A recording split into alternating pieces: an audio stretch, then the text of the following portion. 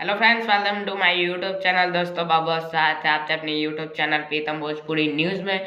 तो दोस्तों अभी से वीडियो कर दीजिए लाइक और चैनल पे नया तो सब्सक्राइब करते वाला आइकन जरूर दबा लीजिए।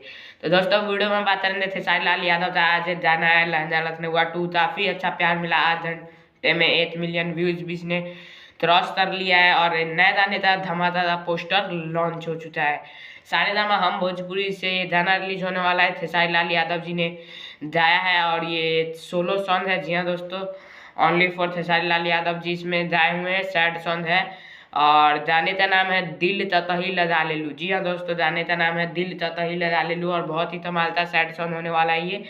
और बता दूँ कि इसे लिखा है अभिषेक जी ने। जी हाँ दोस्तों, अभिषेक जी ने इसे लिखा है और म्यूजिक दिया है साजन मिश्रा जी ने। जी हाँ दोस्तों, साजन मिश्रा जी ने।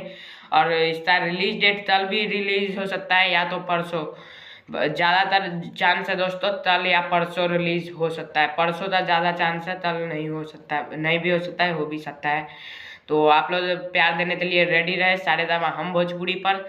दिल ततही लगा ले लूँ सैड सॉन्ग। जी हाँ दोस्तों है। और पोस्टर का सलाह आप तो कमेंट में जरूर बताइएगा। तो जय हिंद जय भारत।